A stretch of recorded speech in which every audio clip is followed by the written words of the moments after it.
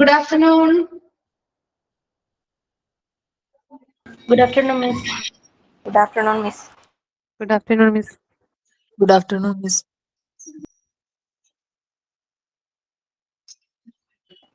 Good afternoon, Miss. Okay, നമ്മള് കഴിഞ്ഞ ക്ലാസ്സില് അബ്രിവേഷൻസ് എവിടെ വരെയാണ് എടുത്ത് നിർത്തിയത്? കുറച്ച് ഭാഗം കൂടി കംപ്ലീറ്റ് ആവാനുണ്ടായിരുന്നു അല്ലെ? അത് കംപ്ലീറ്റ് ആവാൻ വേണ്ടിയാണ് നമ്മൾ ഇന്ന് ക്ലാസ് വെച്ചിരിക്കുന്നത്. ഇന്നലെ കംപ്ലീറ്റ് ആവേണ്ടതായിരുന്നു. സാറിന്റെ ഇൻട്രൊഡക്ഷൻ ക്ലാസ് ഉണ്ടായത് കൊണ്ടാണ് നമ്മൾ ഇന്നലെ കംപ്ലീറ്റ് ചെയ്യാൻ പറ്റാതിരുന്നത് കേട്ടോ. അപ്പൊ ആ ഒരു ക്ലാസ് നഷ്ടപ്പെട്ടല്ലോ. അപ്പൊ അതുകൊണ്ട് ഇന്ന് ഒരെണ്ണം നമ്മൾ അതിന് പകരം വെച്ചിരിക്കുകയാണ്. 279 വരെ കംപ്ലീറ്റ് ആയിരുന്നു. അത് കംപ്ലീറ്റ് ആയിരുന്നോ? ഇമ്പോർട്ടൻസ് ആയിട്ട് പറഞ്ഞു തന്നിരുന്നോ? ജസ്റ്റ് നമ്മൾ പറഞ്ഞു മാത്രമേ ഉള്ളൂ. ഓക്കെ ഓക്കെ ശരി.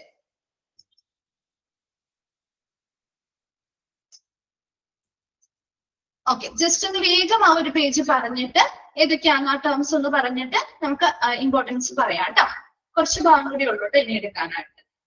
ഓക്കെ, അപ്പൊ അതിൽ ഫസ്റ്റ് വൺ പറഞ്ഞാല് RN അല്ലെ, ക്യാപിറ്റൽ RN റിംഗേഴ്സ് ലാക്ടേറ്റ്, അതായത് നമ്മുടെ IV ഫ്ലൂയിഡ് ആയിട്ട് ഉപയോഗിക്കുന്ന സൊല്യൂഷൻ ആണ്. അതായത് ഡീഹൈഡ്രേഷൻ, ട്രോമ അല്ലെങ്കിൽ ലോവർ BP ഒക്കെ വരുന്ന സിറ്റുവേഷൻസിൽ നമ്മൾ IV ഫ്ലൂയിഡ് ആയിട്ട് യൂസ് ചെയ്യുന്ന ഒരു സോഡിയം ലാക്ടേറ്റ് സൊല്യൂഷൻ ആണ് റിംഗേഴ്സ് ലാക്ടേറ്റ് എന്ന് പറയുന്നത്.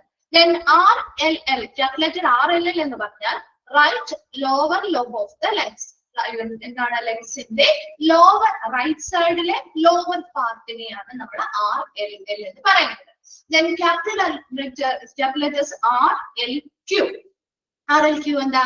Right lower quadrant of the abdomen. അബ്ഡോമന് നാല് ക്വാഡ്രന്റ്സ് ആയിട്ട്, 4 ഭാഗമായിട്ട് തിരിച്ചാൽ അതിൽ റൈറ്റ് സൈഡിലെ ലോവർ പോർഷനെയാണ് നമ്മൾ RLQ എന്ന് ഉദ്ദേശിക്കുന്നത്.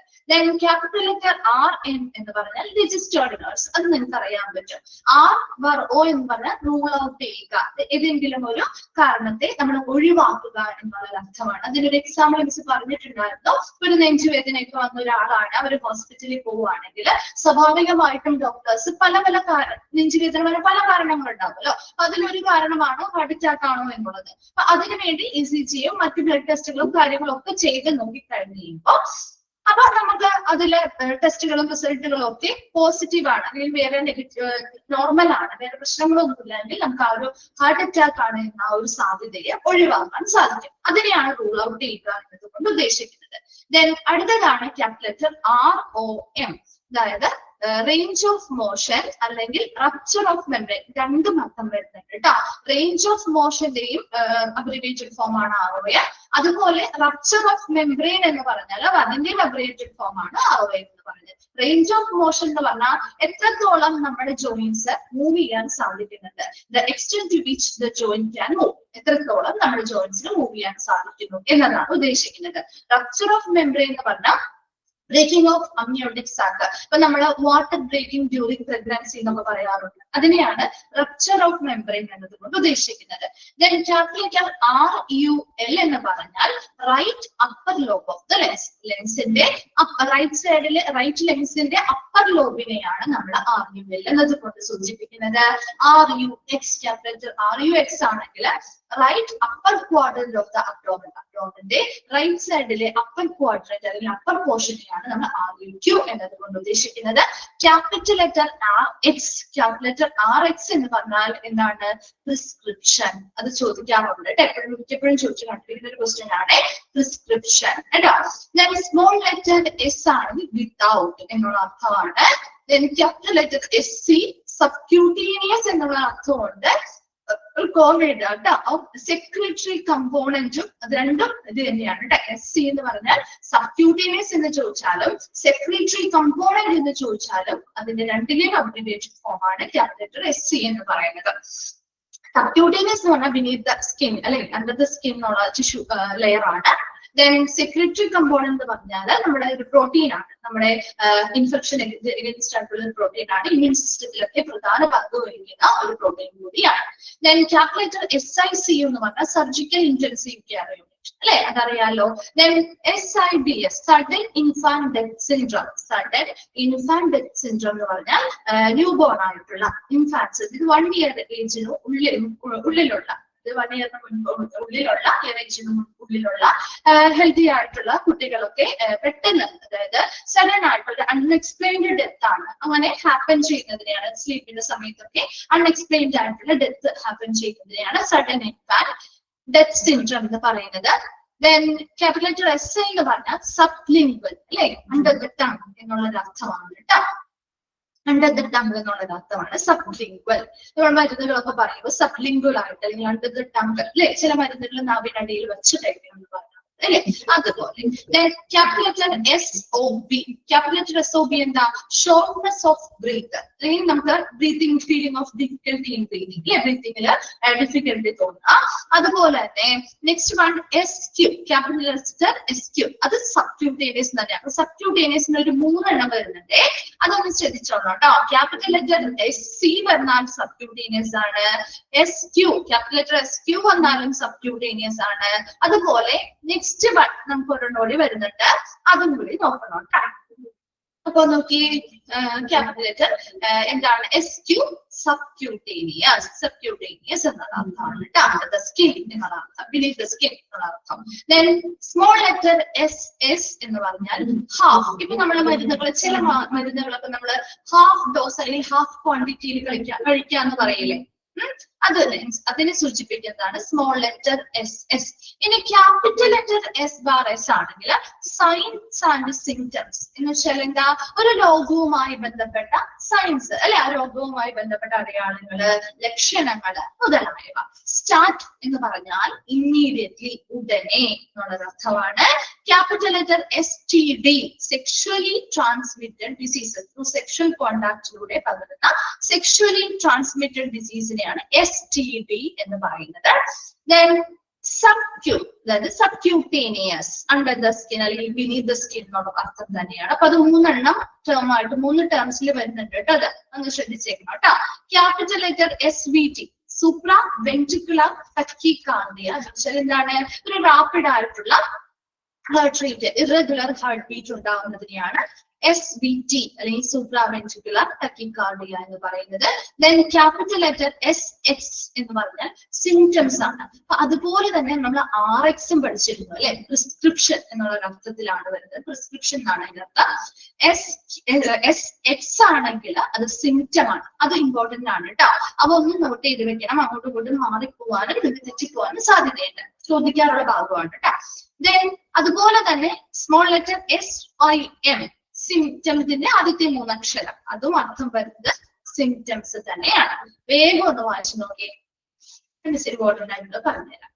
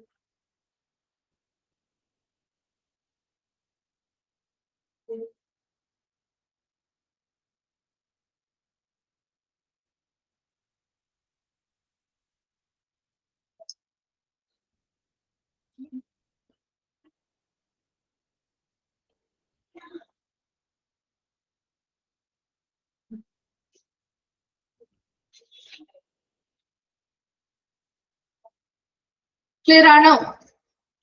ഇമ്പോർട്ടൻസ് പറയട്ടെ, റെഡി അല്ലേ?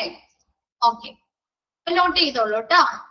259, 259, 259, 261, 259, 261, 264, 264, 267, 267, 268, 268, 273, 274, 275, 273, 274, 275.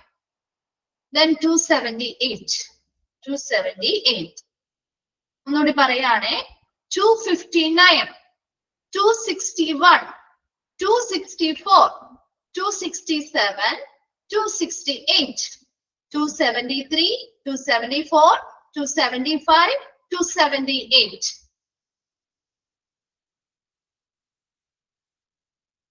ഓക്കെ ആണോ? ഓക്കെ.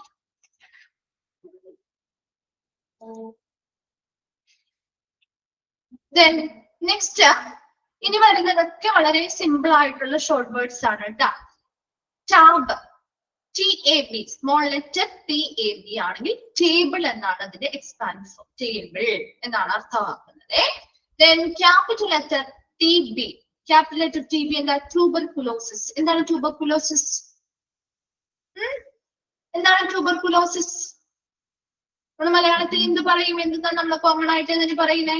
ക്ഷയം അല്ലെ? ട്യൂബർകുലോസിസ് കേട്ടോ. TB നമ്മൾ ഓൾറെഡി TB തന്നെ പറയാറുണ്ട് അല്ലെ?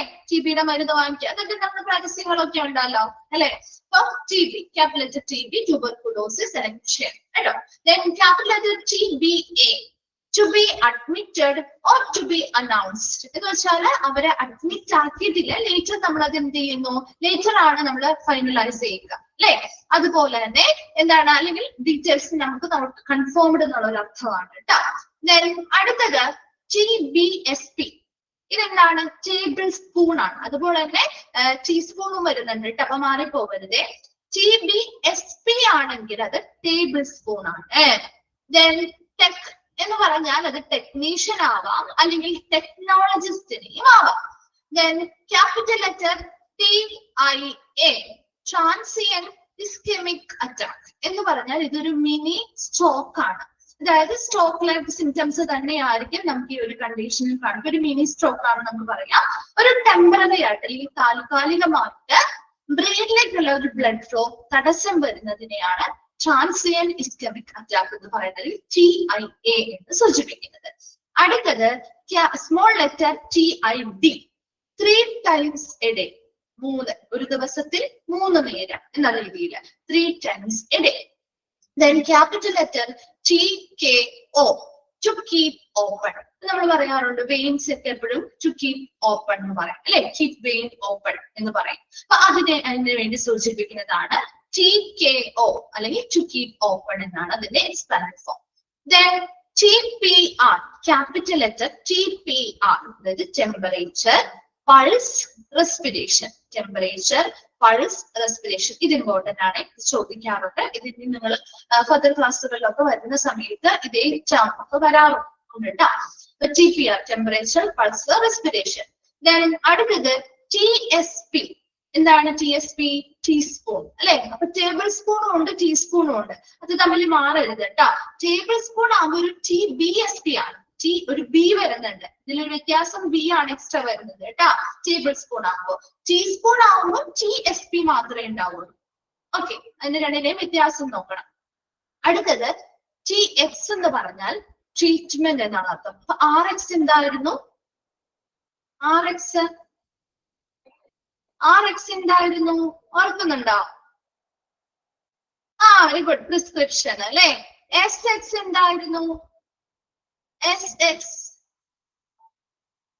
SX എന്തായിരുന്നു? സിംറ്റംസ്. Very good, symptoms. ഇപ്പൊ TX എന്ന് പറഞ്ഞാൽ ട്രീറ്റ്മെന്റ് കേട്ടാ. അത് മൂന്നും നിങ്ങൾ ഒന്ന് മനസ്സിലാക്കി വെച്ച് പഠിക്കണം കേട്ടോ. അത് എപ്പോഴും ചോദിച്ചു കണ്ടിട്ടുള്ള ഭാഗമാണ്, അപ്പൊ അതുകൊണ്ട് തന്നെ അത് മാറിപ്പോവാതെ ഒന്ന് പഠിച്ചു വെക്കണേ. Then അടുത്തത് ക്യാപിറ്റൽ ലെറ്റർ U, യൂണിറ്റ് എന്നാണ് എന്റെ അർത്ഥം. Then capital letter UA, U ചിലപ്പോ U ബാറും കൂടി വരാറുണ്ട് കേട്ടോ. U bar A എന്നാണ്, ചില സമയങ്ങളിൽ U bar A ചോദിക്കാറുണ്ട്. UA എന്ന് ചോദിച്ചാൽ യൂറിനാലിസിസ്. യൂറിനാലിസിസ് എന്ന് പറഞ്ഞാൽ യൂറിന്റെ ടെസ്റ്റ് ഓഫ് യൂറിൻ ആണ്. അതായത് നമ്മുടെ urinary tract infections, kidney problems, diabetes മുതലായവയുമായി ബന്ധപ്പെട്ട പ്രോബ്ലംസ് കണ്ടെത്തുന്നതിന് വേണ്ടിയുള്ള ടെസ്റ്റ് ഓഫ് യൂറിനെയാണ് യൂറിനാലിസിസ് എന്ന് പറയുന്നത്. അടുത്തത് capital letter UE, upper extremity, അതായത് functional unit of the upper body. അതായത് എവിടെ മുതലാണ്? നമ്മുടെ ഷോൾഡർ മുതൽ ഫിംഗേഴ്സ് വരെയുള്ള ഭാഗങ്ങളിലാണ് അപ്പർ എക്സ്ട്രീമിറ്റി എന്നതുകൊണ്ട് ഉദ്ദേശിക്കുന്നത്. Then capital letter URI, upper respiratory infection എന്ന് വെച്ചാൽ എന്തായിരിക്കും? നമ്മുടെ upper part of the respiratory ട്രാക്ടിന്റെ അപ്പർ ഭാഗത്തെ ബാധിക്കുന്ന ഇൻഫെക്ഷൻസ്, നമ്മുടെ നോസ് ആവാം, നമ്മുടെ സൈനസ് ആവാം, അതുപോലെ ത്രോട്ട് ആവാം, അങ്ങനെ അപ്പർ റെസ്പിറേറ്ററി ട്രാക്ടിനെ ബാധിക്കുന്ന infections. Then USP, capital USP എന്ന് പറഞ്ഞാൽ United States pharmacopoeia. United States pharmacopoeia എന്ന് പറഞ്ഞാൽ ഇത് ഒരു നോൺ പ്രോഫിറ്റ് ഓർഗനൈസേഷൻ ആണ്. നോൺ പ്രോഫിറ്റ് ഓർഗനൈസേഷൻ ആണ്. ഇത് നമ്മുടെ മെഡിസിൻസിന് വേണ്ടി, മെഡിസിൻസിനും മറ്റ് ഹെൽത്ത് റിലേറ്റഡ് ആയിട്ടുള്ള പ്രൊഡക്റ്റുകൾക്കും വേണ്ടിയിട്ട് ക്വാളിറ്റി സ്റ്റാൻഡേർഡ്സ് സെറ്റ് ചെയ്യുന്ന ഒരു നോൺ പ്രോഫിറ്റ് ഓർഗനൈസേഷൻ ആണ് യുണൈറ്റഡ് സ്റ്റേറ്റ്സ് ഫാർമക്കോപ്പിയ. അത് ആ ഒരു മെഡിസിൻസുമായി ബന്ധപ്പെട്ട, ഫാർമക്കോപ്പിയ എന്ന് പറയുമ്പോൾ തന്നെ ആ പേര് അറിയാലോ, മെഡിസിൻസുമായി ബന്ധപ്പെട്ട അല്ലെങ്കിൽ നമ്മുടെ ഹെൽത്ത് റിലേറ്റഡ് ആയിട്ടുള്ള മറ്റ് പ്രൊഡക്റ്റുകളുമായി ബന്ധപ്പെട്ട് ക്വാളിറ്റി സ്റ്റാൻഡേർഡ്സ് സെറ്റ് ചെയ്യുന്ന ഒരു നോൺ പ്രോഫിറ്റ് ഓർഗനൈസേഷൻ ആണ് യുണൈറ്റഡ് സ്റ്റേറ്റ്സ് ഫാർമക്കോപ്പിയ എന്ന് പറയുന്നത്. അടുത്തത് capital UTI, urinary tract infection. ഇത് നമ്മൾ പഠിച്ചത് കേട്ടിട്ടുണ്ടാവും അല്ലെ, യൂറിനറി ട്രാക്ട് ഇൻഫെക്ഷൻ. അടുത്തത് VD, ക്യാപിറ്റൽ ലെറ്റർ VD എന്ന് വെച്ചാൽ എന്താണ്? Venereal disease. വെനേറിയൽ ഡിസീസ് എന്ന് പറഞ്ഞാൽ നമ്മുടെ സെക്ഷലി ട്രാൻസ്മിറ്റഡ് ഡിസീസിന്റെ ഓൾഡർ ടൈമാണ് വെനേറിയൽ ഡിസീസ് എന്ന് പറയുന്നത്. ഇപ്പൊ ഗൊണോറിയ, സിഫിലിസ് മുതലായിട്ടുള്ള സെക്ഷലി ട്രാൻസ്മിറ്റഡ് ഡിസീസിന്റെ ഓൾഡർ ടേം ആണ് വെനേറിയൽ ഡിസീസ് എന്ന് പറയുന്നത്. അടുത്തത് vol, VOL, small letter VOL ആണെങ്കിൽ വോളിയം എന്നാണ്. Capital letter VS, vital signs എന്ന് പറയാറുണ്ട് അല്ലെ. പേഷ്യൻസിന്റെ വൈറ്റൽ സൈൻസ് നോക്കിയോ അത് ചോദിക്കും അല്ലെ. ക്യാപിറ്റൽ ലെറ്റർ VS ആണ് അതിന് ഷോർട്ട് ആയിട്ട് നമ്മൾ എഴുതാം. Then W bar, ജസ്റ്റ് ഒരു ബാർ മാത്രമേ ഇട്ടിട്ടുള്ളെങ്കിൽ വിത്ത് എന്നുള്ളൊരു അർത്ഥമാണ്. വിത്ത് മീൽസ് നമ്മൾ മരുന്നുകളൊക്കെ ചേർത്ത് പറയാറുണ്ട് അല്ലെ, വിത്ത് മീൽസ് ആണ് നമ്മൾ പറയാറുണ്ട് അല്ലെ. Then അടുത്തത് WBC, ക്യാപിറ്റൽ WBC എന്താണ്? White blood cells. RBC ആണെങ്കിൽ റെഡ് ബ്ലഡ് സെൽസ് അല്ലെ. Then WNL, capital letter WNL, within normal limit. എന്താണ് നമ്മൾ ഉദ്ദേശിക്കുന്നത് വിത്തിൻ നോർമൽ ലിമിറ്റ് എന്ന് പറഞ്ഞാല്? ഇപ്പൊ നമ്മളൊരു പേഷ്യൻസിന് എന്തെങ്കിലും ടെസ്റ്റുകൾ ചെയ്തു അല്ലെങ്കിൽ വൈറ്റൽ സൈൻസ് ഒക്കെ നോക്കി, അപ്പൊ അവരുടെ എന്തായിരിക്കും? അവരുടെ ആ റിസൾട്ട് എല്ലാം ഒരു സ്റ്റാൻഡേർഡ് റേഞ്ചിനുള്ളിൽ അല്ലെങ്കിൽ നോർമൽ റേഞ്ചിനുള്ളിലാണ് എന്ന് പറയാം അല്ലെ. ഇപ്പൊ നമ്മളൊരു ബ്ലഡ് പ്രഷർ ആണ് ചെക്ക് ചെയ്തെങ്കിൽ അതൊരു നോർമൽ റേഞ്ച് ഉണ്ടല്ലോ, അതിനുള്ളിലാണ് അവരുടെ ആ റിസൾട്ട് എന്ന് പറയുന്നത്. അതാണ് വിത്തിൻ നോർമൽ ലിമിറ്റ് എന്നതുകൊണ്ട് ഉദ്ദേശിക്കുന്നത്. അടുത്തത് small letter W bar O ഇട്ടാണെങ്കിൽ അത് വിത്തൗട്ട് ആണ്. W ബാർ മാത്രമുള്ളെങ്കിൽ, സ്മോൾ ലെറ്റർ W ബാർ മാത്രമുള്ളെങ്കിൽ വിത്ത് എന്നുള്ള അർത്ഥവും, W ബാർ O ഉണ്ടെങ്കിൽ വിത്തൗട്ട് എന്നുള്ള അർത്ഥമാണ് അല്ലെ. വിത്തൗട്ട് ദ പ്രസൻസ് ഓഫ് എന്തെങ്കിലും മെഡിക്കേഷൻസോ കാര്യങ്ങളോ ആയിക്കോട്ടെ, അല്ലെങ്കിൽ എന്തെങ്കിലും പെർഫോം ചെയ്യുന്നതായിക്കോട്ടെ, without the presence of something അല്ലെ, സ്പെസിഫിക് ആയിട്ടുള്ള എന്തെങ്കിലും പ്രസൻസ് ഇല്ലാതെ എന്നുള്ളൊരു അർത്ഥമാണ് അവിടെ ഉണ്ടാക്കുന്നത്. വേഗം ഒന്ന് വായിച്ചു നോക്കിയേ.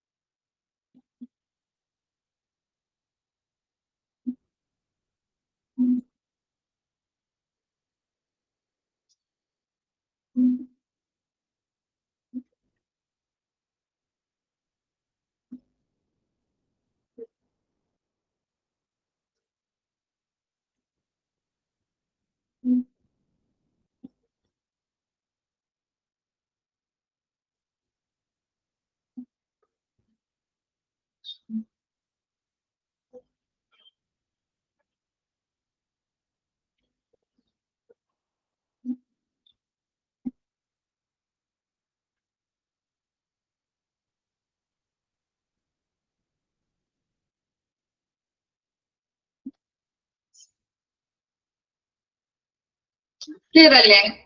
ഓക്കെ, അപ്പൊ നമുക്ക് ഇമ്പോർട്ടന്റ് ആയിട്ടുള്ള നോക്കാം കേട്ടോ. നോട്ട് ചെയ്തോളെ, പറയാണ് കേട്ടോ മിസ്. 281, 281, 282, 283, അത് മൂന്നെണ്ണം. 281, 282, 283. ഓക്കെ, 288, 288, 290, 294, 294, 296, 296, 299, 299. Then 301, 303, 301, 303. ഇങ്ങോട്ട് പറയാണേ. 281, 282, 283, 288, 290, 294, 296, 299, 301, 303.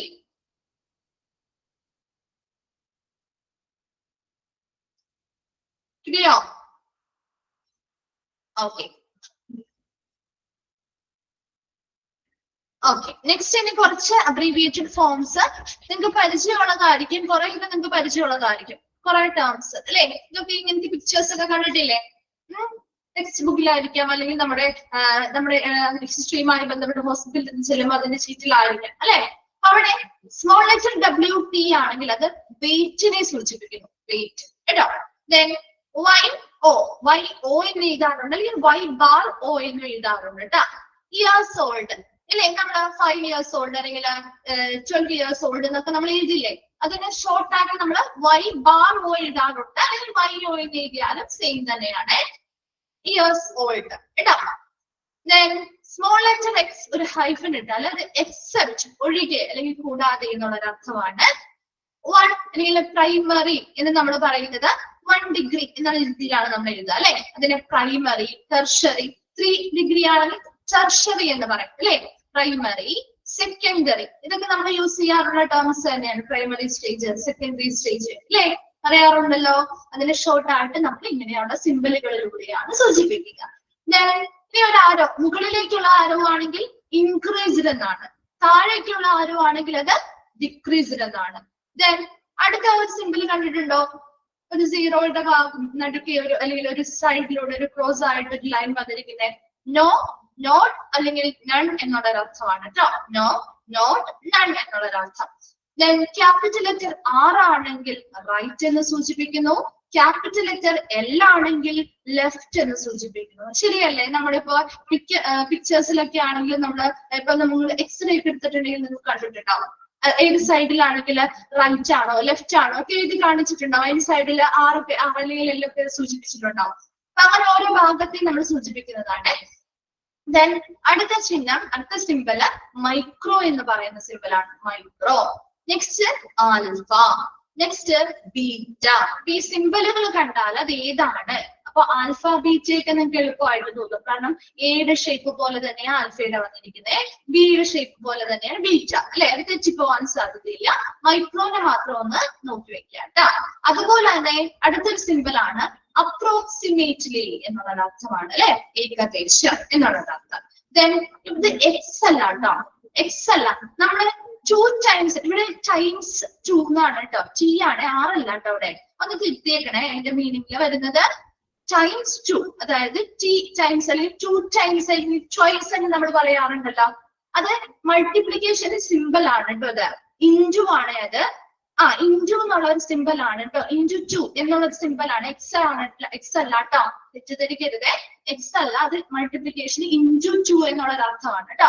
2 times അല്ലെങ്കിൽ ടൈംസ് 2 എന്നുള്ള ചോയ്സ് എന്നുള്ള അർത്ഥമാണ് കേട്ടോ. ദെൻ ഒരു സ്ലാഷ് ഇടുന്നത് പെർ എന്നുള്ള അർത്ഥമാണ്. ദെൻ നമ്മുടെ ഈക്വലിന്റെ നടുക്കെ ഒരു എന്താണ് സ്ലാഷ് വരാണെങ്കിൽ അത് നോട്ട് ഈക്വൽ എന്നുള്ള അർത്ഥം വരുന്നു. Then greater than. അടുത്ത സിമ്പല് ലെസ് ദാൻ. ഇതൊക്കെ നമ്മൾ മാത്സിൽ കുഞ്ഞു ക്ലാസ് മുതലേ പഠിക്കാറുണ്ട് അല്ലെ. Greater than, less than. അടുത്തത് ആ ഒരു സിമ്പിൾ കണ്ടാൽ അറിയാൻ പറ്റുമല്ലോ, ക്വസ്റ്റ്യനബിൾ അല്ലെങ്കിൽ പോസിബിൾ എന്നുള്ള അർത്ഥമാണ് അല്ലെ. ഒരു ക്വസ്റ്റ്യൻ ചിഹ്നം അല്ലെ. അടുത്തത് ഒരു ട്രയാങ്കിളുടെ ചിഹ്നമാണ്. ചേഞ്ച് എന്നുള്ള അർത്ഥമാണ് കേട്ടോ, ചേഞ്ച്. നെക്സ്റ്റ് ജസ്റ്റ് ഒരു ഹൈഫർ മാത്രം, നെഗറ്റീവ്. നമുക്കറിയാമല്ലോ നെഗറ്റീവ്. അല്ലെങ്കിൽ പ്ലസ് ആണെങ്കിലോ മൈനസ് ആണെങ്കിൽ നെഗറ്റീവ് എന്നുള്ള അർത്ഥമാണ്. പ്ലസ് ആണെങ്കിൽ അത് പോസിറ്റീവ് എന്നുള്ള അർത്ഥമാണ് അല്ലെ. അല്ലേ? ഇതൊക്കെ പ്രത്യേകം, ഇതൊക്കെ എളുപ്പമല്ലേ? ഇതൊന്നും നിങ്ങൾക്ക് പ്രത്യേകമായിട്ട് പഠിക്കണ്ടല്ലോ. അത് കഴിഞ്ഞ് ബാക്കി 2 എണ്ണം കൂടി ഉണ്ട്. താഴെ പ്ലസ് ആണ് വന്നിരിക്കുന്നതെങ്കിൽ അത് ഫീമെയിലിനെ സൂചിപ്പിക്കുന്നു. ഈ പിക്ചേഴ്സ് സയൻസ് റിലേറ്റഡ് ആയിട്ട് പഠിച്ചവരൊക്കെ ആണെങ്കിൽ അറിയാൻ പറ്റും. നമ്മൾ ഫീമെയിലിനെ സൂചിപ്പിക്കുന്നതാണ്. നിങ്ങൾ അത് മാത്രം നോക്കിയാൽ മതിയെ. പ്ലസ് ആണ് താഴെയെങ്കിൽ അത് ഫീമെയിൽ. മുകളിലേക്കുള്ളൊരു ആരോ ആണ് കാണിച്ചിരിക്കുന്നതെങ്കിൽ അത് മെയിലാണ് കേട്ടോ. അപ്പൊ അറിയാത്തവരുണ്ടെങ്കിൽ അങ്ങനെ മനസ്സിലാക്കി പഠിച്ചാലും മതി കേട്ടോ.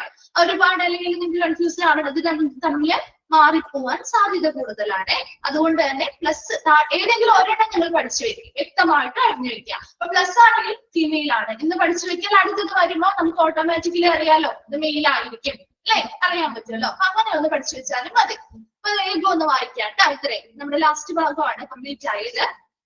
വേഗം ഒന്ന് വായിക്കാം, മിസ് ഇമ്പോർട്ടന്റ് ആയിട്ടുള്ള പറഞ്ഞുതരാം.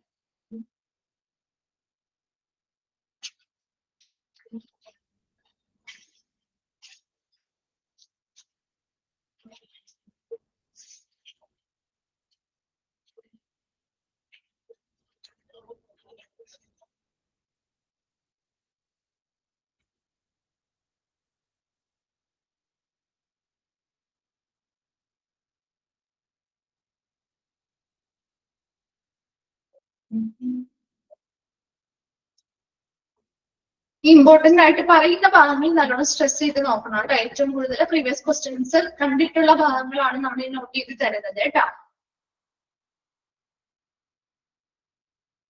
ഒരുപാടുണ്ട്. അപ്പൊ നമ്മൾ ഇത് മുഴുവൻ പഠിച്ചു തീർക്കുക എന്ന് പറഞ്ഞാൽ എന്നാലും ജസ്റ്റ് നിങ്ങളൊന്ന് വായിച്ചു വിടണം കേട്ടോ. ഇത് മാത്രം പഠിക്കാനില്ല, ജസ്റ്റ് ഒന്ന് വായിച്ചു വിട്ടിട്ട് ആ സ്ട്രെസ് ചെയ്ത് പഠിക്കേണ്ടത് ഇമ്പോർട്ടന്റ് ആയിട്ട് പറയുന്ന ഭാഗങ്ങൾ കേട്ടോ. ഇൻ കേസ് ഇനി വേറെ ഏതെങ്കിലും ഭാഗത്തു നിന്ന് ഒരു ക്വസ്റ്റ്യൻ കയറി വന്നാലും അയ്യോ മിസ് ഞാൻ മിസ് പറയാനുകൊണ്ട് ഞാനത് പഠിച്ചില്ല എന്ന് പറയാം. ജസ്റ്റ് ഒന്ന് വായിച്ചൊന്ന് മനസ്സിലാക്കി വിടുക. അതിനുശേഷം ഇമ്പോർട്ടന്റ് ആയിട്ട് പറഞ്ഞിരിക്കുന്നത് ഒന്ന് സ്ട്രെസ് ചെയ്ത് പഠിക്കാം കേട്ടോ. കംപ്ലീറ്റ് ആയോ?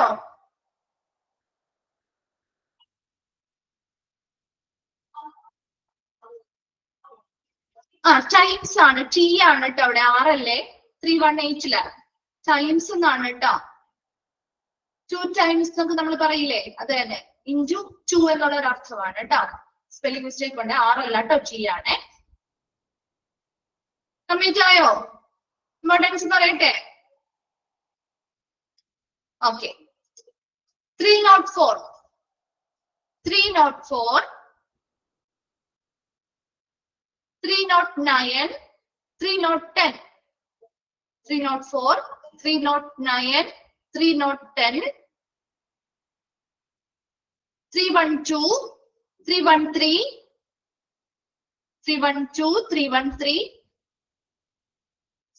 315 315 316 315 316 324 324 326 327 326 327. ഒന്നുകൂടി പറയാണേ. 304 309 310 310 312 312 313 315 316 324 326 327. ഇതെയോ?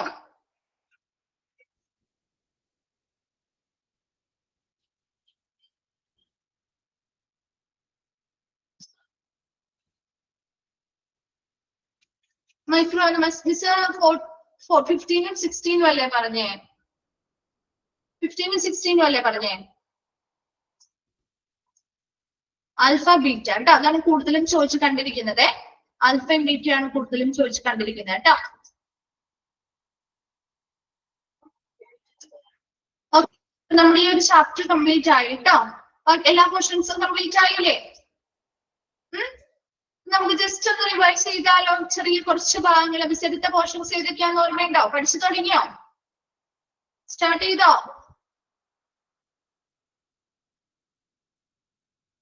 സ്റ്റാർട്ട് ചെയ്തോ? ഓക്കെ, ഏതൊക്കെ ഭാഗങ്ങൾ ഏതൊക്കെ ചാപ്റ്റേഴ്സ് എടുത്തേ? ഫസ്റ്റ് മോഡ്യൂളിൽ ഏതൊക്കെ ചാപ്റ്റേഴ്സ് എടുത്തേ?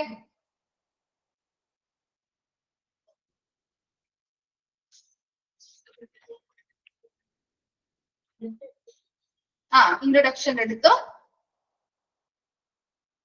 ഹിസ്റ്ററി ഓഫ് ഹോസ്പിറ്റൽ എടുത്തു, നെക്സ്റ്റ് ഡിപ്പാർട്ട്മെന്റ്സ് എടുത്തു അല്ലെ? ഡിപ്പാർട്ട്മെന്റ്സിൽ നിന്നൊക്കെ ഒരുപാട് ക്വസ്റ്റ്യൻസ് വരാട്ടോ. ക്വസ്റ്റ്യൻസ് കൂടുതൽ വരാവുന്ന ചാപ്റ്റർ ആണ് ഡിപ്പാർട്ട്മെന്റ്. അപ്പൊ നമുക്ക് ഇപ്പൊ ഈ വരുന്ന എക്സാം മാത്രമല്ല, മെയിൻ എക്സാമിനൊക്കെ ഡിപ്പാർട്ട്മെന്റിൽ നമുക്ക് നല്ലോണം ഒരുപാട് ക്വസ്റ്റ്യൻസ് പല ഏരിയയിൽ നിന്നും നമുക്ക് ക്വസ്റ്റ്യൻസ് വരാവുന്നത് കൊണ്ട് ഇമ്പോർട്ടന്റ് ആയിട്ട് പഠിക്കുന്ന കുറച്ച് ഭാഗങ്ങളാണ് കേട്ടോ ഡിപ്പാർട്ട്മെന്റ് ഓഫ് ഹോസ്പിറ്റൽ ഡിപ്പാർട്ട്മെന്റ്സ് എന്നുള്ള ചാപ്റ്റർ. ഓക്കെ, അപ്പൊ നമുക്ക് ജസ്റ്റ് ഒന്ന് റിവൈൻഡ് ചെയ്യാം. നമുക്ക് കുറച്ച് ക്വസ്റ്റ്യൻസ് ചോദിക്കാം. അപ്പൊ അതിന് ആൻസർ അറിയാവുന്നവരാണെങ്കിൽ ഒന്ന് പറയും കേട്ടോ. അപ്പോ ഓക്കെ, ജസ്റ്റ് ഒരു ഹിസ്റ്ററി ഓഫ് ഹോസ്പിറ്റൽ ഇൻട്രൊഡക്ഷൻ പിന്നെ നിങ്ങൾക്ക് അറിയാമല്ലോ, അതൊരു ഒറ്റ ഒരു പേജേ ഉള്ളൂ. അതിൽ വരുന്ന മാക്സിമം ക്വസ്റ്റ്യൻസ് നമ്മൾ ടെസ്റ്റ് ആയിട്ടൊക്കെ തന്നിട്ടുണ്ട്. അപ്പൊ അതിൽ നിന്നൊക്കെയുള്ള ക്വസ്റ്റ്യൻസ് മാക്സിമം വരാൻ സാധ്യതയുള്ളൂ കേട്ടോ. ഒരുപാട് എക്സ്ട്രാ ഒന്നും വരാൻ സാധ്യതയൊന്നുമില്ല.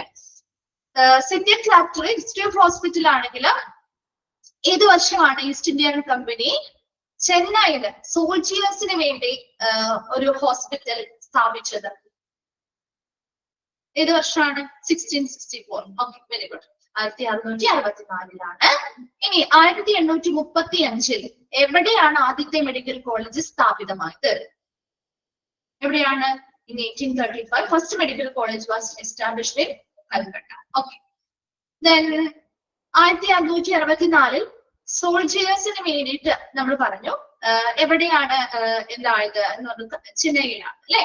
അതുപോലെ തന്നെ അതേ വർഷം അതുമായി ബന്ധപ്പെട്ട മറ്റു കുറെ വർഷങ്ങൾ നമ്മൾ പഠിക്കുന്നുണ്ട്. ആ വർഷങ്ങൾ ഇമ്പോർട്ടന്റ് ആണ് കേട്ടോ. നമുക്ക് ഇങ്ങോട്ടൊക്കെ മാറിപ്പോവും, സ്ഥലങ്ങൾ മാറിപ്പോവും. അതുകൊണ്ട് തന്നെ ഇമ്പോർട്ടന്റ് ആയിട്ട് ആ ഒരു ഭാഗം നോട്ടിങ്ങനെ ഭൂരിഭാഗം ആളുകൾക്കും തെറ്റുന്ന ഒരു ഭാഗമാണ് കേട്ടോ അത്. അത് ഇതാക്കരുത് കേട്ടോ. അതുപോലെ തന്നെ നമ്മുടെ അച്ഛയ്യ, സുശ്രുത, ചരക ഈ 3 പേരുടെയും ആ ഒരു അവരുടെ ഫങ്ഷൻസ് എന്താണ്, അവരുമായി ബന്ധപ്പെട്ട കാര്യങ്ങൾ നമ്മൾ പഠിച്ചു. അവരുടെ പ്രധാനപ്പെട്ട പ്രബന്ധങ്ങൾ പഠിച്ചു. അതുമായി ബന്ധപ്പെട്ട കാര്യങ്ങളും ക്വസ്റ്റ്യൻസ് വരാറുണ്ട് കേട്ടോ. ആരാണ് ഫാദർ ഓഫ് സർജൻ, ആരാണ് ഫാദർ ഓഫ് മെഡിസിൻ, അങ്ങനെയുള്ള കാര്യങ്ങളൊക്കെ എപ്പോഴും ചോദിക്കാറുണ്ട്. അതുപോലെ ഏതായിരുന്നു അതായത് practice of code of practice ഏതായിരുന്നു, അല്ലെങ്കിൽ പ്രാക്ടീസിന് വേണ്ടി ഉപയോഗിച്ചിരുന്നത് എന്തായിരുന്നു, ഉപയോഗിച്ചിട്ട് മുതലായ കാര്യങ്ങളൊക്കെ ഇമ്പോർട്ടന്റ് ആണ്. ആ ഒരു ഭാഗങ്ങളിൽ നിന്നും ക്വസ്റ്റ്യൻസ് വരാറുണ്ട്. ഇനി ഏത് സമയത്ത് ഏത് പീരീഡിലാണ് യുനാനി മെഡിസിൻ നമ്മുടെ ഇൻട്രൊഡ്യൂസ് ചെയ്തത്? ഏത് പീരീഡിലാണ്, അല്ലെങ്കിൽ ആരുടെ കാലഘട്ടത്തിലാണ്? ഓക്കെ, അക്ബേഴ്സ് പീരീഡ് ആണ് അല്ലെ. ശരി, ഇനി നമുക്ക് ഡിഫറെന്റ് ഡിപ്പാർട്ട്മെന്റ്സിലേക്ക് പോകാം അല്ലെ. ഡിപ്പാർട്ട്മെന്റ്സില് ഒരു department, the medical department which is patient comes for a consultation but not for admission. ഇതാണ് ഏത് ഡിപ്പാർട്ട്മെന്റാ? ഔട്ട് പേഷ്യന്റ് ഡിപ്പാർട്ട്മെന്റ് അല്ലെ. എപ്പോഴും നിങ്ങൾ ക്വസ്റ്റ്യൻസ് വ്യക്തമായിട്ട് വായിച്ചിട്ട് മാത്രമേ ആൻസർ ചെയ്യാൻ പാടുള്ളൂ. എപ്പോഴും നിങ്ങൾക്ക് തെറ്റ് വരുന്ന ഒരു കാര്യമാണ്. നമ്മുടെ ഓൺലൈൻ എക്സാമുകൾ ആകുമ്പോൾ സ്വാഭാവികമായിട്ട് നമ്മൾ എന്ത് ചെയ്യും? നമ്മുടെ ടെൻസ്ഡ് ആവും. കറക്റ്റ് ആയ സമയത്ത് നമുക്ക് ചെയ്ത് തീർക്കാൻ പറ്റും. കാരണം ആദ്യമായിട്ട് ഓൺലൈൻ എക്സാം എഴുതുന്ന ഒരുപാട് പേരുണ്ടാവും ഇല്ലേ. എല്ലാവരും ഓൺലൈനായിട്ട് എക്സാമുകളൊന്നും അധികം അറ്റൻഡ് ചെയ്തിട്ടുണ്ടാവില്ല. അപ്പൊ അതുകൊണ്ട് തന്നെ നമുക്ക് ടെൻഷൻ ആയിരിക്കും. ഇത് എത്ര സമയത്തിനുള്ളിൽ എനിക്ക് നിങ്ങൾക്ക് സമയമൊക്കെ ആവശ്യത്തിനുള്ള സമയമൊക്കെ ഉണ്ടാവും കേട്ടോ. സമയമൊക്കെ ഉണ്ട്. പക്ഷെ നിങ്ങൾ വളരെ ശ്രദ്ധാപൂർവ്വം ഓരോ വ്യക്തമായിട്ട് വായിച്ച് മനസ്സിലാക്കി ചെയ്യാനുള്ളതാണ്. അതായത് ടെൻഷൻ അടിച്ച് വെറുതെ ടെൻഷൻ അടിച്ച് ഒരിക്കലും അതിൽ തെറ്റായ ആൻസറുകൾ കുത്തരുത്. പിന്നെ നമുക്ക് തിരിച്ച് നമുക്ക് സമയം ഉണ്ടെങ്കിൽ നമുക്ക് തിരിച്ചൊന്നുകൂടി ചെക്ക് ചെയ്യാൻ സമയം ഉണ്ടാവുള്ളൂ. അല്ലാന്നുണ്ടെങ്കിൽ നമ്മൾ കൊടുത്ത ആ ഓപ്ഷൻസ് നമ്മൾ അങ്ങനെ തന്നെ ആൻസറിലേക്ക് ആൻസർ ആകുന്ന രീതിയിൽ പോവുക ചെയ്യുള്ളൂ. അപ്പൊ ആ ഒരു സമയം നമ്മൾ കിട്ടുന്ന സമയം ഒരു 10 മിനിറ്റ് അല്ലെങ്കിൽ 5 മിനിറ്റ് എടുത്ത് നമ്മൾ ഒരു ക്വസ്റ്റ്യൻ ചെയ്യുന്നുണ്ടെങ്കിൽ അത് വ്യക്തമായിട്ട് ക്വസ്റ്റ്യൻസ് വായിക്കുക, അതിന്റെ ഓപ്ഷൻസ് വ്യക്തമായിട്ട് വായിക്കുക, അതിനുശേഷം ആൻസർ ചെയ്യാൻ ശ്രമിക്കുക കേട്ടോ. ഒരിക്കലും ടെൻഷൻ ഒന്നും ആയിട്ടൊന്നും ചെയ്യേണ്ട കാര്യമില്ല. സിമ്പിൾ ആയിട്ട് നമ്മൾ ചെയ്യുന്ന പോലെ സാധാരണ നമ്മൾ പഠിച്ചിട്ടുണ്ടെങ്കിൽ നമുക്ക് ഓപ്ഷൻസ് അറിയാൻ പറ്റുമല്ലോ. ആ ഒരു ഓപ്ഷൻ ഉണ്ടെങ്കിൽ വ്യക്തമായിട്ടുള്ള ഓപ്ഷൻസ് ചൂസ് ചെയ്യാൻ നോക്കാം കേട്ടോ.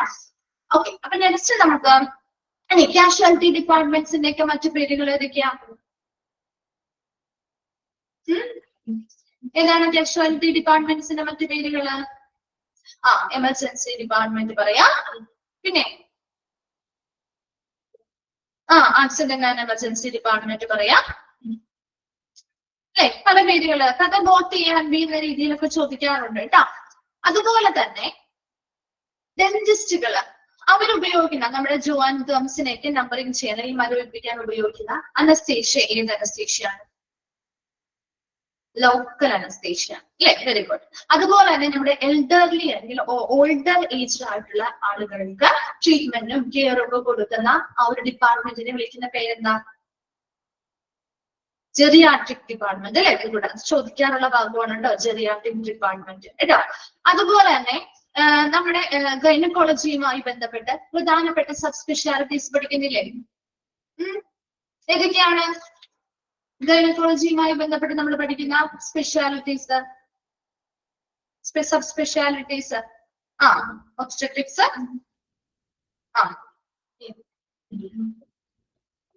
പിന്നെ ഇൻഫെർട്ടിലിറ്റി.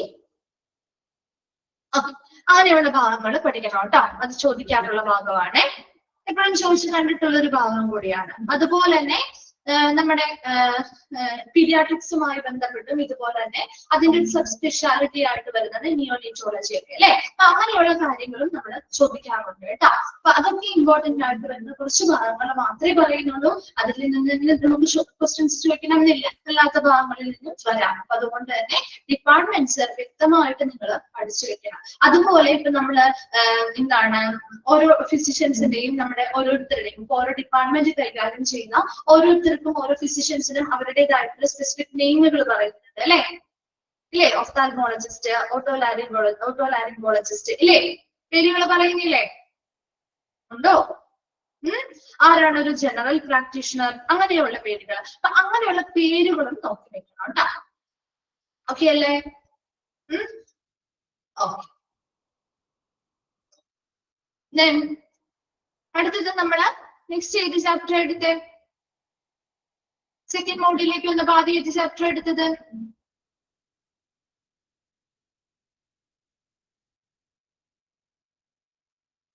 ഡയറ്ററി ഡിപ്പാർട്ട്മെന്റ് ഡയാലിസിസ് എടുത്തു.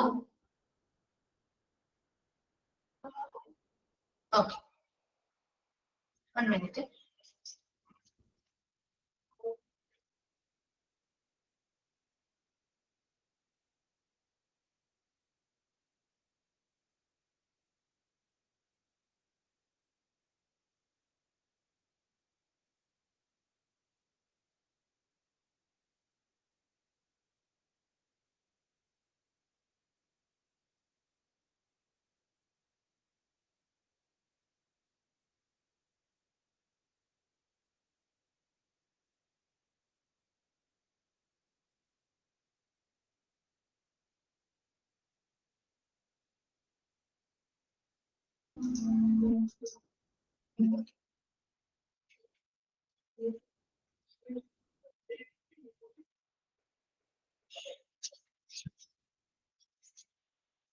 ഓക്കെ, നമുക്ക് ഡയറ്ററി ഡിപ്പാർട്ട്മെന്റിൽ നിന്ന് കുറച്ച് ക്വസ്റ്റ്യൻസ് നോക്കാം.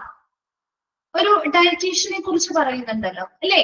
ആരാണ് that the health professionals ideally skilled in implementing and ordering good routines of an individual or population. ആരാണ്? ഡയറ്റിലൂടെ ഡയറ്റിലൂടെ ഒരു ഇൻഡിവിജ്വലിന്റെ അല്ലെങ്കിൽ ഒരു പോപ്പുലേഷന്റെ ഗുഡ് റൂട്ടീൻസ് നടപ്പിലാക്കാനും മാറ്റങ്ങൾ വരുത്താനും ആർക്കാണ് അധികാരം, അല്ലെങ്കിൽ ആരാണ് റെസ്പോൺസിബിൾ ആയിട്ടുള്ളത്? ഡയറ്റീഷ്യൻ ആണ് അല്ലെ. അതുപോലെ തന്നെ എന്താണ് ഒരു ഹെൽത്തി ഡയറ്റ് എന്ന് ചോദിക്കാം, എന്താണ് ഒരു ന്യൂട്രീഷണൽ ഡയറ്റിന്റെ പ്രാധാന്യം എന്താണെന്ന് ചോദിക്കാം. അപ്പൊ അങ്ങനെ അതല്ലെങ്കിൽ ഒരു ബാലൻസ്ഡ് ഡയറ്റുമായി ബന്ധപ്പെട്ട പ്രത്യേകതകൾ ചോദിക്കാം.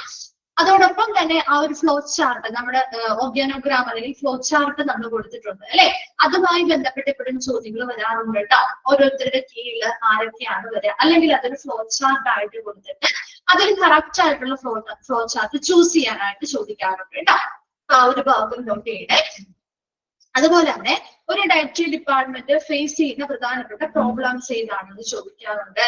അതുപോലെ ആ റോളുകൾ നമ്മൾ പഠിച്ചില്ലേ, ഒരു 4 റോൾസ് പഠിച്ചില്ലേ? ഇംപേഷ്യന്റ് കാറ്ററിംഗ്, അതുപോലെ അങ്ങനെ 4 റോൾസ് ഉണ്ടല്ലോ. ആ റോൾസ് ചോദിക്കാറുണ്ട്. അതുപോലെ നമ്മൾ ടൈപ്പുകൾ, ഇപ്പൊ ഓരോ ഏത് ഡയറ്റ് എന്തിനു വേണ്ടി, ഇപ്പൊ ഒരു കാർഡിയാക് പേഷ്യൻസ് ആണെങ്കിൽ അവർ ഏത് ഡയറ്റ് ആയിരിക്കും അവർക്ക് കൂടുതലും ഫോളോ ചെയ്യുക, അല്ലെങ്കിൽ ഇന്ന ഡയറ്റ് അവരുടെ ഡയറ്റുമായി ബന്ധപ്പെട്ട് അത് ഏത് തരത്തിലുള്ള പേഷ്യൻസ് ആയിരിക്കും ഫോളോ ചെയ്യുക എന്ന രീതിയിൽ ചോദിക്കാം കേട്ടോ. അപ്പൊ ആ ഒരു ചാപ്റ്ററിൽ അതുപോലെ തന്നെ അതിന്റെ ഏറ്റവും അനുയോജ്യമായിട്ടുള്ള ലൊക്കേഷൻ എവിടെയാണെന്ന് ചോദിക്കാം. അതുമായി ബന്ധപ്പെട്ട ഒരു ഹോസ്പിറ്റൽ അഡ്മിനിസ്ട്രേഷൻ ഉറപ്പുവരുത്തുന്ന കാര്യങ്ങൾ, അല്ലെങ്കിൽ ആ ഒരു ഡിപ്പാർട്ട്മെന്റ് പ്രധാനപ്പെട്ട ഒബ്ജക്റ്റീവ്സ്, അതൊക്കെ ഓൾ ഓഫ് ദ എബോവ് എന്ന രീതിയിലൊക്കെ ചൂസ് ചെയ്യുള്ളൂ കേട്ടോ. അല്ലെങ്കിൽ ഇതിൽ ഉൾപ്പെടാത്ത എന്ന രീതിയിലൊക്കെ ചോദിക്കാറുള്ളൂ. ഇത്രയും കാര്യങ്ങളാണ് ഈ ഒരു ഡയറ്ററി ഡിപ്പാർട്ട്മെന്റ്. വളരെ ചെറിയൊരു ചാപ്റ്റർ ആണ്, അതുകൊണ്ട് തന്നെ ഒരുപാട് ക്വസ്റ്റ്യൻസ് ഒന്നും നമുക്ക് അതിൽ നിന്ന് വരില്ല. എന്നാൽ ഉള്ളത് നമുക്ക് വളരെ വ്യക്തമായിട്ട് മനസ്സിലാവുന്ന കുറച്ച് കാര്യങ്ങളേ ഉള്ളൂ.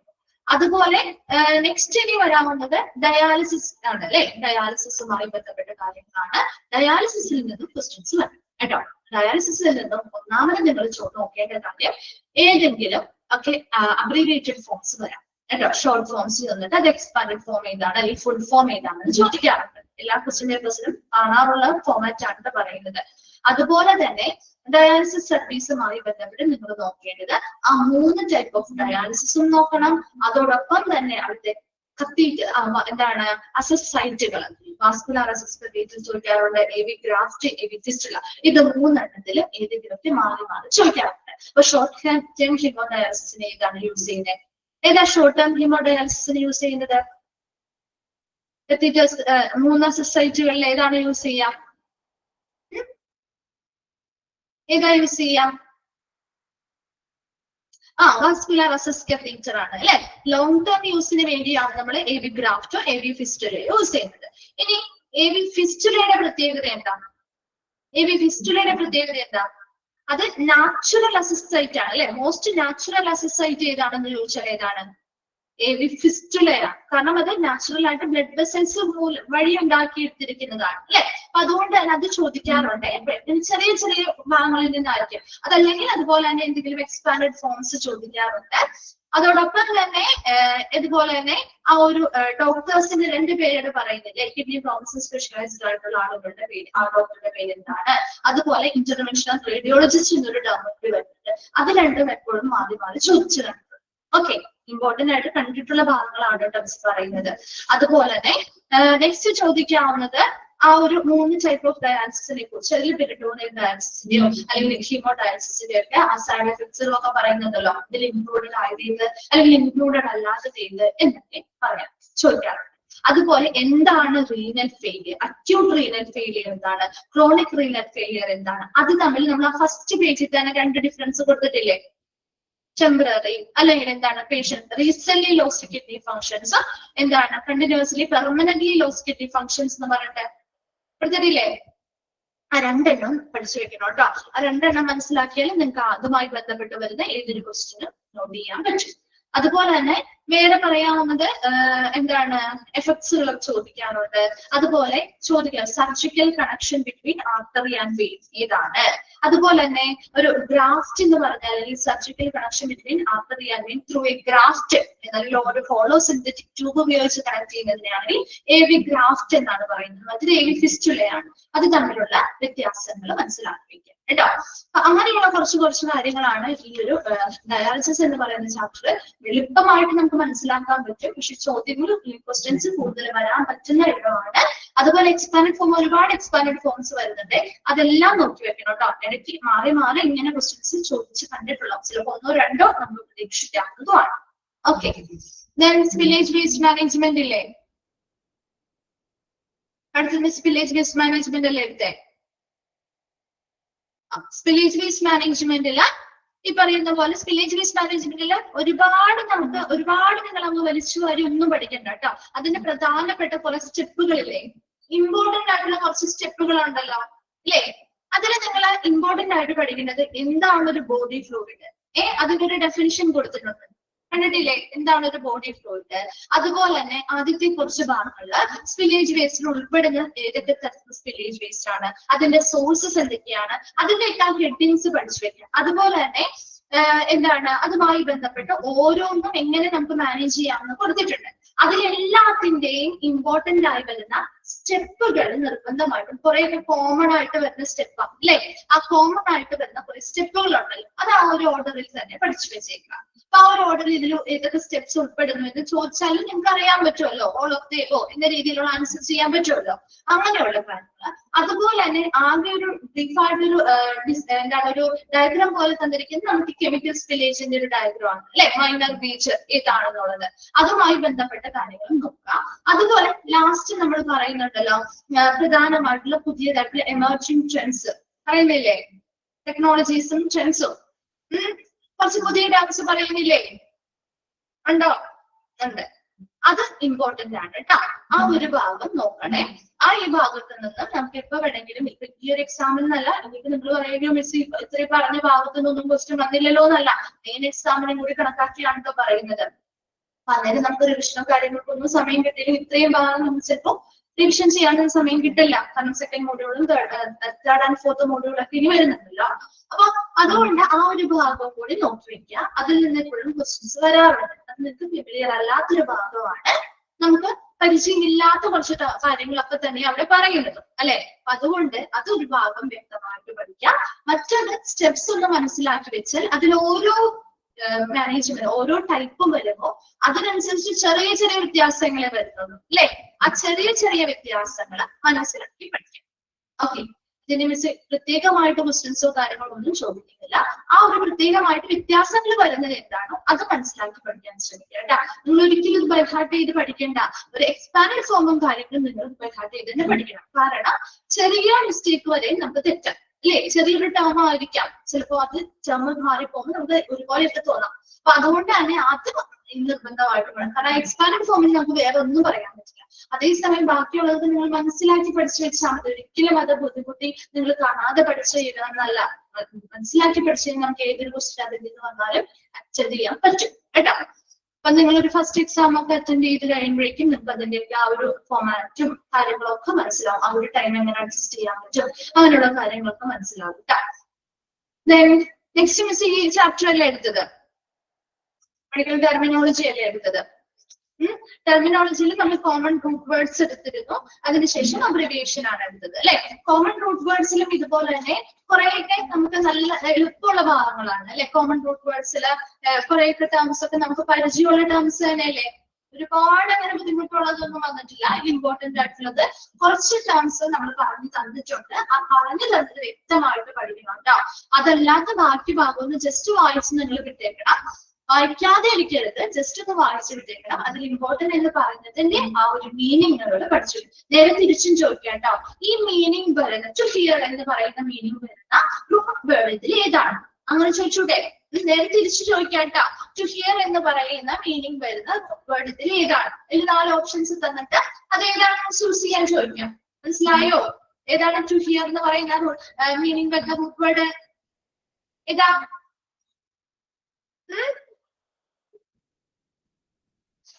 ഓടി എന്ന് പറയുന്ന ഓടിയാണോ? ടു ഹിയർ എന്ന് പറയുന്നത്. അപ്പൊ ഹിയർ ആണോ ടു ഹിയർ ആണോ എന്നുള്ളത് നോക്കണം കേട്ടോ. അതുപോലെ തന്നെ നേരെ തിരിച്ചു ചോദിക്കാം. ഇപ്പൊ അയോർട്ട അല്ലെങ്കിൽ ഒരു large artery existing from the left ventricle of the heart is called dash എന്ന് ചോദിച്ചാൽ അത് ഏതാ? അയോർട്ട. അങ്ങനെയും ആൻസർ വരാം. അപ്പൊ നിങ്ങള് റൂട്ട് വേർഡ് ഏതാണ് എന്ന് അവിടെ ചോദ്യമില്ല എന്നതുകൊണ്ട് അതൊരു അർത്ഥം ആൻസർ ഇല്ലാത്ത ഒരു ക്വസ്റ്റ്യൻ അല്ല അല്ലെ. നേരെ തിരിച്ചു ആ മീനിങ്ങിൽ വരുന്ന ആ ഒരു അർത്ഥമുള്ള എന്താണോ അവിടെ ഉള്ളത് അയോർട്ട എന്നൊരു ടേം ഉണ്ട് എങ്കിൽ അത് ഓപ്ഷൻ ആണ്. മനസ്സിലായ ആൻസർ ആണ്. അങ്ങനെയും ചോദിക്കാം. അതല്ലെങ്കിൽ lack of oxygen or excess of carbon dioxide in the body that result in unconsciousness എന്ന് ചോദിച്ചാൽ അത് ഏത് ടേമാണ്? അസ്ഫിക്സിയ ആണ്. അങ്ങനെയുള്ളത് കാര്യങ്ങൾ കൂടി മനസ്സിലാക്കിയിരിക്കും. അപ്പൊ ഈ റൂട്ട് വേർഡ് കുറച്ചും കൂടി നിങ്ങൾ ഡീപ്പായിട്ട് പഠിക്കുന്ന ഭാഗമാണ് കേട്ടോ. റൂട്ട് വേർഡ്സിൽ അങ്ങനെ തിരിച്ചും മറിച്ചും നമുക്ക് മീനിങ് വെച്ച് ചോദിക്കാം, അല്ല എങ്കിൽ റൂട്ട് വേർഡ് വെച്ച് തിരിച്ചും ചോദിക്കാം. പക്ഷെ അബ്രിവിയേറ്റഡ് ഫോമിൽ നിങ്ങൾക്ക് കുറച്ചും കൂടി എളുപ്പമാണ്. കാരണം അബ്രിവിയേറ്റഡ് ഒന്നില്ലെങ്കിൽ നിങ്ങളോട് ചോദിക്കാം 2 ഓപ്ഷനേ ഉള്ളൂ. ഒന്ന് അബ്രിവിയേറ്റഡ് ഫോം ഏതാണ്? ഈ ഒരു ടേമിന്റെ അബ്രിവിയേറ്റഡ് ഫോം ഏതാണ്? എക്സ്പാൻഡ് ചെയ്തിട്ടുള്ള ഫോം ചോദിക്കാം. അല്ല എങ്കിൽ നേരെ തിരിച്ചു ചോദിക്കാം അല്ലെ. ഈ ടേമിന്റെ അബ്രിവിയേറ്റഡ് ഫോം ഏതാണെന്ന് ചോദിക്കാം. അത് നിങ്ങൾക്ക് അത് അബ്രിവിയേറ്റ് ചെയ്യാൻ നിങ്ങൾക്ക് കുറച്ചും കൂടി എളുപ്പമല്ലേ. ചില ടേംസ് ആണ് വ്യത്യസ്തമായിട്ടുണ്ടാവുള്ളൂ. ആ മീനിങ്ങിൽ നിന്ന് വ്യത്യസ്തമായിട്ടുണ്ടാവുന്ന ചെറിയ ടേംസ് ഉണ്ടാവുള്ളൂ. അത് പിന്നെയും നമുക്ക് കണക്ട് ചെയ്യാൻ എളുപ്പമാണ്. ഇങ്ങനെയുള്ള ആ ഒരു കോമൺ റൂട്ട് വേർഡ്സ് നിന്നുമാണെങ്കിൽ അതുപോലെ തന്നെ സഫിക്സ് പ്രിഫിക്സ് ഒക്കെ വലിയ കുഴപ്പമില്ലാണ്ട് പോകും അല്ലെ. കോമൺ റൂട്ട് വേർഡ്സ് വരുമ്പോഴാണ് ഇച്ചിരി ഒന്ന് എക്സ്പാൻഡ് ചെയ്തൊക്കെ പഠിക്കാനുള്ളത്. ബാക്കി എല്ലാ ഭാഗവും ഒക്കെ ആയിട്ട് പോകുന്നു വിചാരിക്കുന്നു. അപ്പൊ അത്രയും ഭാഗങ്ങൾ കൃത്യമായിട്ട് പഠിക്കാം. പറഞ്ഞ ഭാഗങ്ങളൊക്കെ ഇപ്പോഴേ തന്നെ സ്റ്റാർട്ട് ചെയ്യാത്തവരുണ്ടെങ്കിൽ ഇന്ന് തന്നെ എക്സാമിന് വേണ്ടി പ്രിപ്പയർ ചെയ്യാൻ തുടങ്ങട്ടെ. അധികം ദിവസങ്ങളൊന്നുമില്ല. നല്ല രീതിയിൽ എക്സാം ഒക്കെ നന്നായിട്ട് എഴുതി നല്ല മാർക്ക് സ്കോർ ചെയ്യാൻ പറ്റും കേട്ടോ. Thank you. അപ്പൊ മിസ്സിന്റെ ക്ലാസ് ഇവിടെ വെച്ച് നിർത്തുകയാണ്. പിന്നെ ക്ലാസ് ഒന്നും ഉണ്ടാവില്ല കേട്ടോ. ഇനി നിങ്ങൾക്ക് സ്റ്റഡി ലീവ് ആണ്. ഓൾറെഡി നിങ്ങൾക്ക് ഇൻഫർമേഷൻസ് ഒക്കെ വന്ന് കാണുമെന്ന് വിചാരിക്കുന്നു അല്ലെ. ഇൻഫർമേഷൻസ് വന്നില്ലേ? വന്നിട്ടുണ്ടാകുമല്ലോ അല്ലെ. ഓക്കെ, അപ്പൊ അങ്ങനെയാണെങ്കിൽ അതിന് വേണ്ടിയിട്ടുള്ളത് പ്രിപ്പയർ ചെയ്തിരിക്കാം കേട്ടോ. Okay, thank you.